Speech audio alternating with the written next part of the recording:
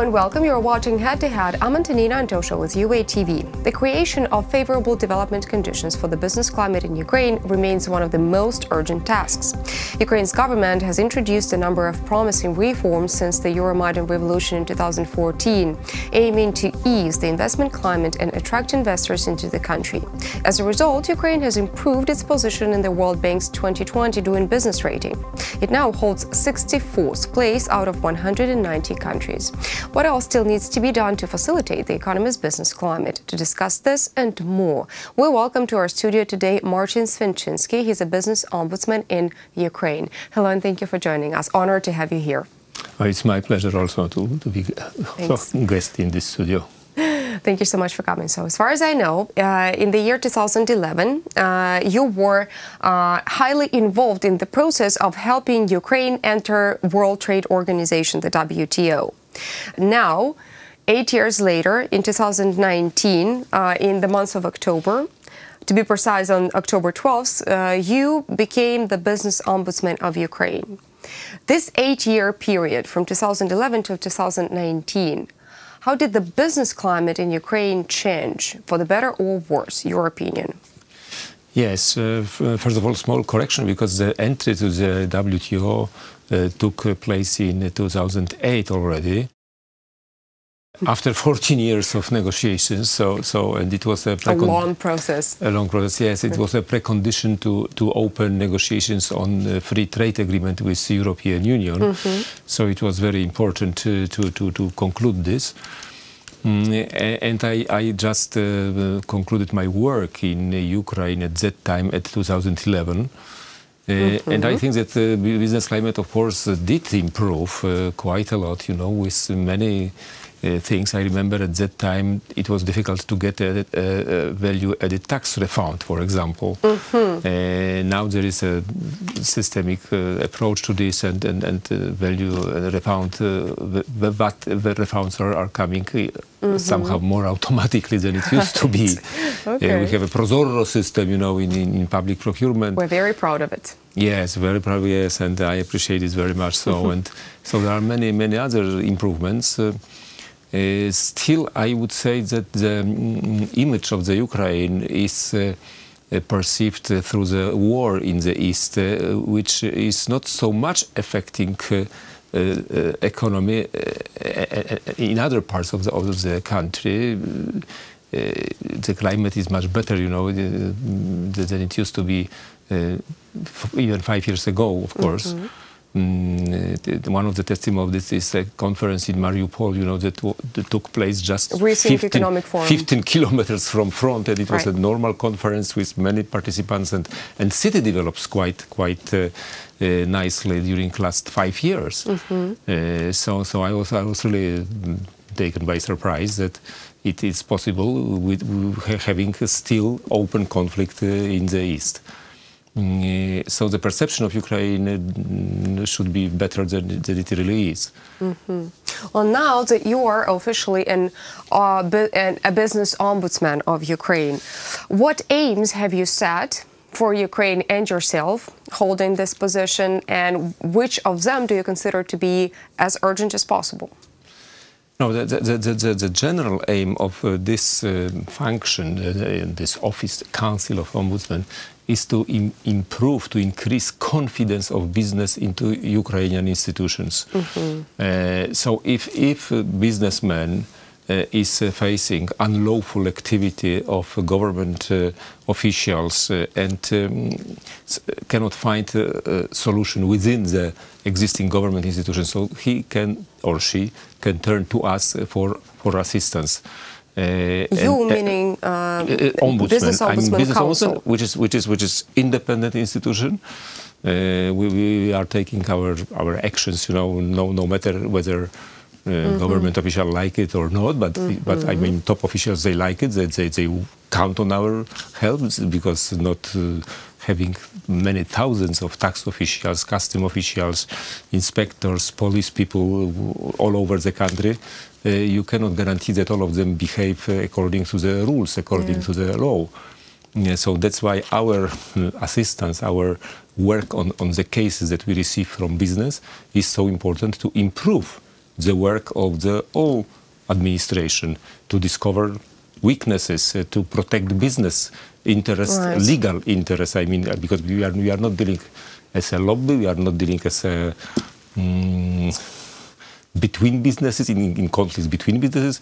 We are trying to ensure that Ukrainian law is applied to business, and business is not worried about unlawful activities of any public officials in Kiev or whenever in the country. What are the most common complaints of the representatives of Ukrainian business? Still, the greatest number of complaints deals with tax issues. There is improvement in one area. There are new problems, so to speak. For example, we receive a lot of complaints regarding, on the other hand, very important and needed system of qualifying companies as risky and non-risky companies.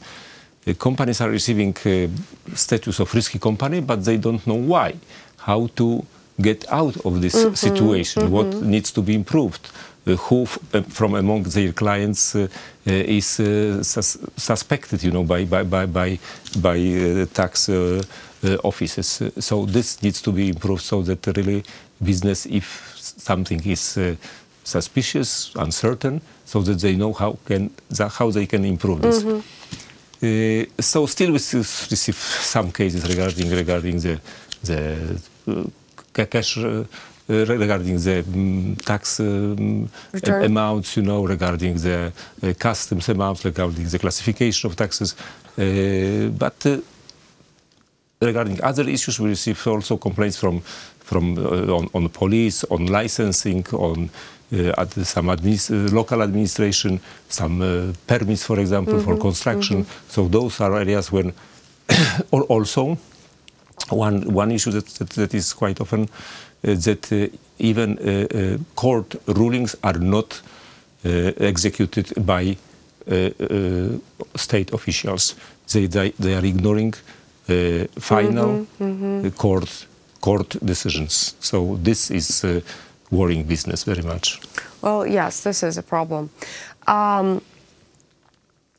Which international financial institutions does Ukrainian Business Ombudsman Council cooperate with? And are you planning to enlarge this list? We are cooperating with, at this moment, very closely with two institutions. This is the Organization of Economic Development and Cooperation in Paris, which is also present in Ukraine, but the institution with which we cooperate the most is the European Bank for Reconstruction and Development. Right. They are sitting in our supervisory boards. They are organizing financing of our activities from among the donor countries and European Union. And also we cooperate with them on the substance, because the reports on the economic challenges they produce about economic obstacles, about economic climate are very helpful for us.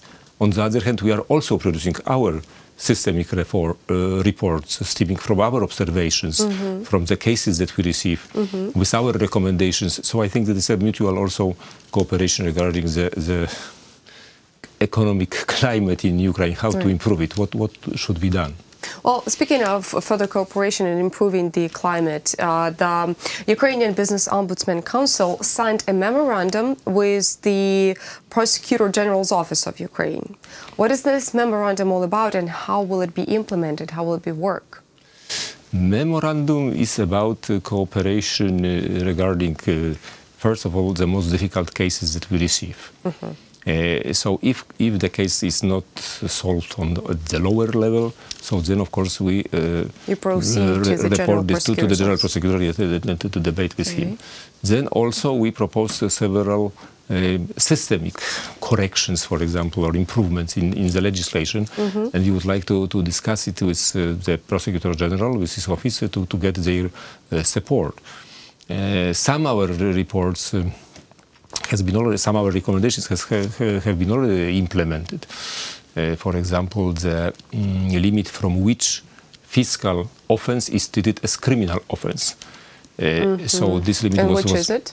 I don't remember exact number, but it was tripled recently. You know, the number was very low, so many businesses having some problems with payments, some disputes with payments, were treated as criminals. You know, and they don't deserve such treatment, even if there is a dispute regarding the amount to be paid. So this limit was substantially increased. Okay. Well, similar, as far as I know, similar memorandums have also been mentioned concerning the state tax service and the state customs service of Ukraine. Have those been signed, and are they going to be operating on the same level as the memorandum signed with the Prosecutor General's Office of Ukraine? Yes, the memorandums are important for us because first of all, they guarantee that all these officials that are under Prosecutor General or tax office or custom office or any other, because we signed several such memorandums, they are obliged to answer to our inquiries with motivation on time. Because if you are reviewing cases, we cannot deal if we don't know the position of the government official. Secondly, there are some expert groups set up, joint expert groups, in which we can discuss the most difficult cases and also discuss some systemic improvements that we need. So, in every case of the memorandum, including the recently signed, the state heads of those institutions were very I would say, understanding about why they need such institution as Ombudsman, why it can improve trust of the business in state institution.